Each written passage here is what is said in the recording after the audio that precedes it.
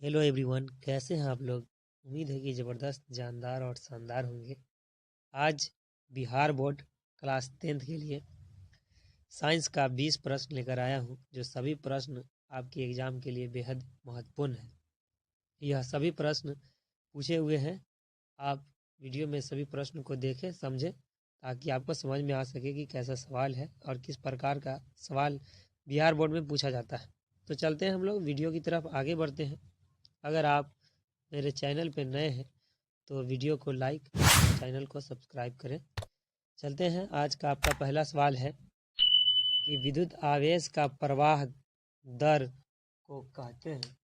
विद्युत आवेश के प्रवाह दर को कहते हैं तो क्या कहेंगे। तो करंट इधर से उधर जाती है, आवेश के प्रवाह यानी एक जगह से दूसरे जगह बिजली जाती है, तो उसे हम क्या कहेंगे। विद्युत धारा, विद्युत वाहक बल्ब, विभवांतर, इनमें से कोई नहीं। याद रखिएगा, जब करंट एक जगह से दूसरे जगह जाती है यानी बहती है, तो उसे हम लोग क्या कहते हैं, विद्युत धारा कहते हैं। क्या कहते हैं, विद्युत धारा कहते हैं। इलेक्ट्रिक करंट कहते हैं, विद्युत धारा। ठीक है ना। विद्युत आवेश अगर पूछा जाए कि आवेश का ऐसा ही मात्रक क्या होगा, तो आवेश का ऐसा ही मात्रक होगा कूलाम। क्या होगा, कूलाम होगा। ठीक है। तो करंट इधर से उधर अगर प्रवाहित करती है एक जगह से दूसरे जगह, तो उसको हम लोग विद्युत धारा कहते हैं। आगे बढ़ते हैं अगला सवाल की तरफ। CHO सिंगल बॉन्ड, एक रेखीय बंधन। CHO अभिक्रियाशील समूह को कहते हैं, यानी कि आपका ये अभिक्रियाशील समूह CHO को क्या कहते हैं।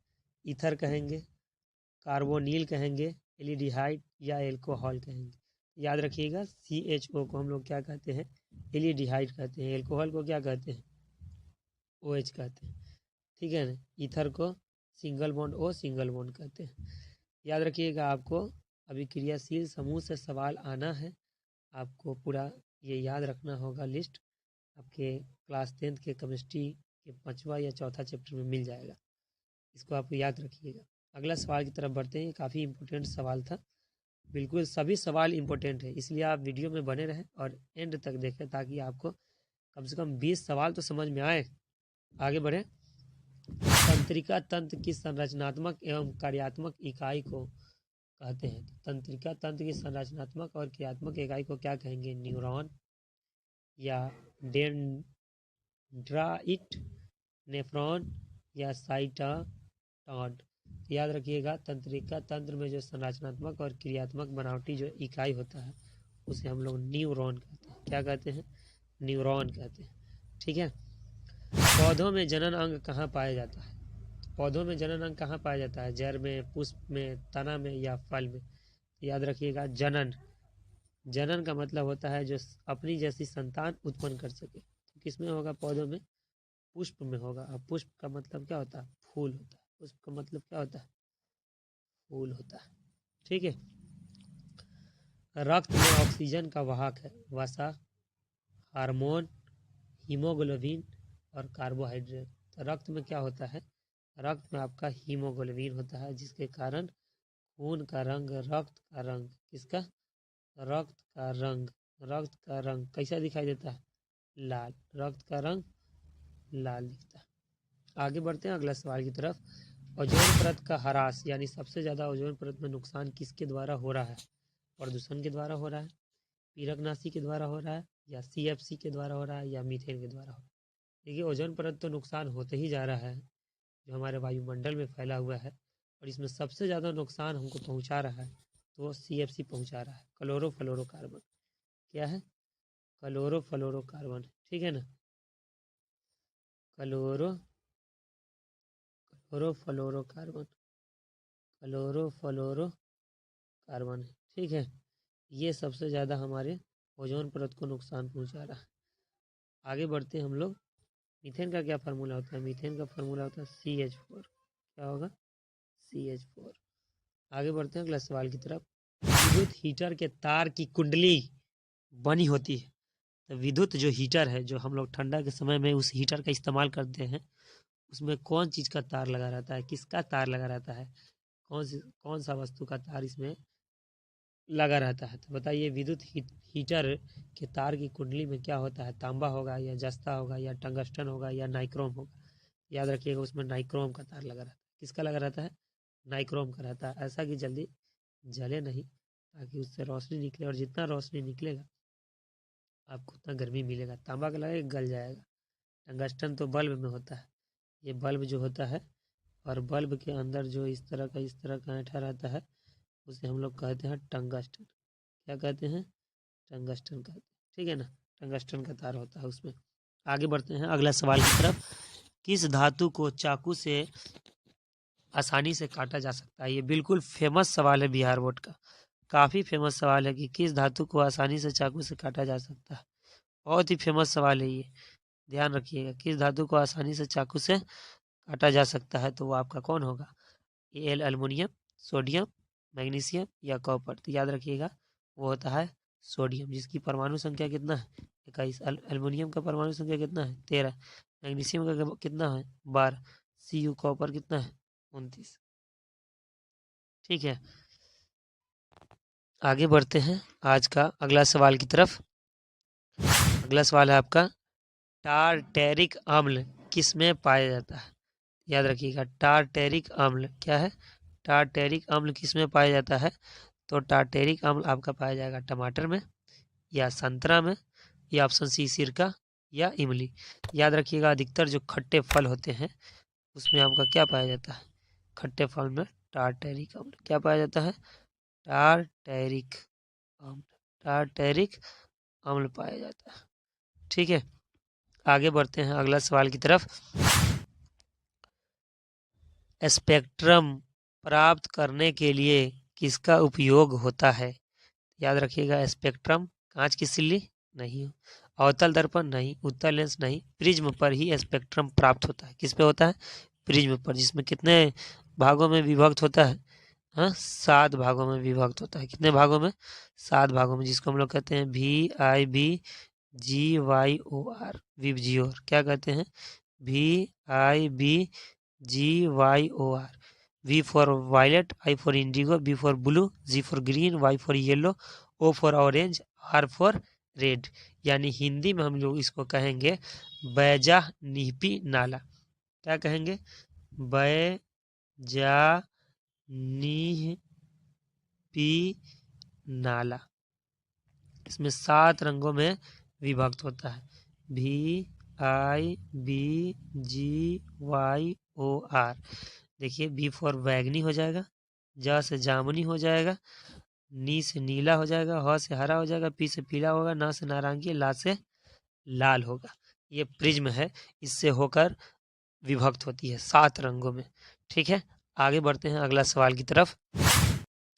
ग्लूकोज के एक अणु में ऑक्सीजन के कितने परमाणु होते हैं? तो इसके लिए आपको फार्मूला याद होना बेहद ज़रूरी है कि ग्लूकोज का फार्मूला होता है तो होता क्या है? तो याद रखिएगा C6H12O6। तो देखिए यहाँ पर C फॉर कार्बन, कार्बन में कितना है? 6। हाइड्रोजन में कितना है? 12। और ऑक्सीजन में कितना है? 6। तो आपसे क्या पूछ रहा है? ऑक्सीजन, ऑक्सीजन में कितने परमाणु होंगे? ऑक्सीजन में 6 परमाणु होंगे। ठीक है, आगे बढ़ते हैं। हाइड्रोजन कितना होगा? 12 होगा। अगला सवाल की तरफ। हाइड्रोजन के 2 परमाणु में, कितना में? हाइड्रोजन के 2 परमाणु के बीच, क्या बोल रहा है? हाइड्रोजन के 2 परमाणु के बीच कितने आबंध होते हैं? तो जो 2 हाइड्रोजन आप लिख के देख लीजिए, अपने पता चल जाएगा कि उसके बीच में कितना बॉन्ड बनेगा। तो हाइड्रोजन हम लिखते हैं, ये हाइड्रोजन, ओहो अजीब हाल है, ये हाइड्रोजन हो गया आपका, और इस हाइड्रोजन में दोनों के बीच में ये भी हाइड्रोजन एक होता है, ये भी हाइड्रोजन एक होता है। इस दोनों के बीच में कितना बॉन्ड बनेगा? एक बॉन्ड बनेगा। कितना बॉन्ड बनेगा? एक बॉन्ड बनेगा इस दोनों के बीच में। ठीक है, तो एक आबंध कहेंगे। क्या कहेंगे? एक आबंध कहेंगे। अगला सवाल की तरफ हम लोग चलते हैं। अगला सवाल, मेथनोइक अम्ल क्या है? अगला सवाल, मेथनोइक अम्ल सामान्य नाम है। मेथनोइक अम्ल का सामान्य नाम क्या होगा? तो मेथनोइक अम्ल का जो सामान्य नाम है, आप ऑप्शन देखिएगा, फॉर्मिक अम्ल, एसिटिक अम्ल, टार्टेरिक अम्ल एंड लैक्टिक अम्ल। तो मेथनोइक का होता है, मेथ मतलब एक, केमिस्ट्री में आप पढ़िएगा मेथ, एथ, मेथ, ठीक है ना, meth, eth, prop, but, pent, hex, hept पढ़िएगा। तो मेथनोइक को हम लोग कहते हैं फॉर्मिक अम्ल। क्या कहते हैं? फॉर्मिक अम्ल कहते हैं। ठीक है ना। अगर वीडियो अच्छा लगता होगा तो वीडियो को लाइक और मेरे वीडियो पे चैनल पे नए हैं तो चैनल को सब्सक्राइब करें ताकि आपको इस तरह का वीडियो मिलता रहे। चलते हैं अगला सवाल की तरफ। चींटी के डंक में कौन सा अम्ल पाया जाता है? एथेनोइक अम्ल, सिट्रिक अम्ल, मेथेनोइक अम्ल एंड ऑक्जेलिक अम्ल। चींटी के डंक में कौन सा अम्ल पाया जाता है? आप बताइएगा कि चींटी के डंक में आपका पाया जाता है मेथेनोइक अम्ल। कौन सा अम्ल पाया जाता है? मेथेनोइक अम्ल पाया जाता है। ठीक है, आगे बढ़ते हैं अगला सवाल की तरफ। श्वसन किस प्रकार की रासायनिक अभिक्रिया है? यानी सांस लेना कौन सा रासायनिक अभिक्रिया है? तो आपको बताना है श्वसन किस प्रकार की रासायनिक अभिक्रिया है। उपचयन है या ऊष्माक्षेपी संयोजन, अपचयन। तो याद रखिएगा श्वसन ऊष्माक्षेपी अभिक्रिया है। कौन सा अभिक्रिया है? ऊष्माक्षेपी अभिक्रिया है। अगला सवाल की तरफ चलते हैं। अम्ल का पीएच मान कितना होता है? अम्ल का पीएच मान कितना होगा? 7 से कम, 7 से अधिक, 7 या 7 से ज़्यादा। तो अम्ल का पीएच मान जो होगा वो आपका कितना होगा? 7 से कम होगा। कितना होगा? 7 से कम होगा। ठीक है ना, 7 से कम होगा अम्ल का पीएच मान। आगे बढ़ते हैं। एक यूनिट विद्युत ऊर्जा का मान कितना होगा? एक यूनिट में बिजली कितना होती है? 3.6 into 10⁻³ joule, 3.6 into 10⁵ joule, 3.6 into 10⁴ joule, 3.6 into 10⁶ joule. तो याद रखिएगा एक यूनिट विद्युत में आपका 3.6 इंटू 10⁶ जूल होता है, यानी 3.6 गुने 10⁻6 जूल। ठीक है ना, ये काफ़ी इम्पोर्टेंट सवाल है। ये आपके एग्जाम में कई बार पूछा गया है कि एक यूनिट में कितना ऊर्जा होता है। आगे बढ़ते हैं अगला सवाल। विद्युत बल्ब में कौन सी गैस भरी रहती है? यानी बल्ब जो होता है ये बल्ब, उसमें कौन सी गैस इसके अंदर भरी होगी, इसके बारे में बताना है कि विद्युत बल्ब में कौन सी गैस भरी होती है। तो बताइए विद्युत बल्ब में कौन सी गैस भरी होती है? नाइट्रोजन, वायु, निष्क्रिय गैस या हाइड्रोजन। तो इसमें नाइट्रोजन भरी जाती है। ठीक है ना, इसमें नाइट्रोजन गैस होती है और इसमें ये जो लटका होता है ये तार, ये टंगस्टन का होता है। टंगस्टन का किस चीज़ का होगा? टंगस्टन का होगा, टंगस्टन का होगा। ठीक है, आगे बढ़ते हैं अगला सवाल की तरफ। कमरे के ताप पर, कमरे के टेम्परेचर पर द्रव अवस्था में रहने वाली धातु कौन है? यानी कमरा टेम्परेचर पर रहेगा तो कौन सी धातु है जो द्रव में रहेगी? पारा, कैल्शियम, लिथियम या सोडियम। आपको बताना है कि कमरे के ताप पर रहने वाला कौन है? तो आपका पारा है, मरकरी। क्या कहेंगे? पारा, मरकरी। आगे बढ़ते हैं अगला सवाल की तरफ। हीमोग्लोबिन की कमी से कौन सा रोग होता है? मधुमेह, पीलिया, इनीमिया, डायरिया। याद रखिएगा हीमोग्लोबिन की कमी से आपको कौन सा रोग होगा? इनीमिया होगा। आगे बढ़ते हैं अगला सवाल की तरफ और यह आज का आखिरी सवाल है कि दर्पण सूत्र क्या है? बहुत इंपॉर्टेंट सवाल है ये। दर्पण सूत्र क्या है? बहुत ही काफ़ी बार एग्जाम में पूछा हुआ है कि ये दर्पण सूत्र क्या है। 1/f, 1/, देखिए हम लिख देते हैं यहाँ पर 1/v plus 1/u equal to 1/f, या 1/v minus 1/u equal to 1/f, 1/f plus 1/u equal to 1/v। याद रखिएगा दर्पण सूत्र आपका 1/v plus 1/u equal to 1/f। ये आपका होगा प्लस वाला दर्पण सूत्र होता है और इसमें जस्ट सेम टू सेम इसको लिख देंगे और इसमें बीच में माइनस लगा देंगे तो ये आपका लेंस सूत्र हो जाएगा। कौन सूत्र हो जाएगा? लेंस सूत्र हो जाएगा। ये आपका हो जाएगा लेंस सूत्र। ठीक है ना, ये आपका लेंस सूत्र हो जाएगा। तो आज के लिए इतना ही, मिलते हैं अगले वीडियो में। अगर आप चैनल पर नए हैं तो चैनल को सब्सक्राइब करें और दोस्त अहबाब के पास भी शेयर करें। धन्यवाद।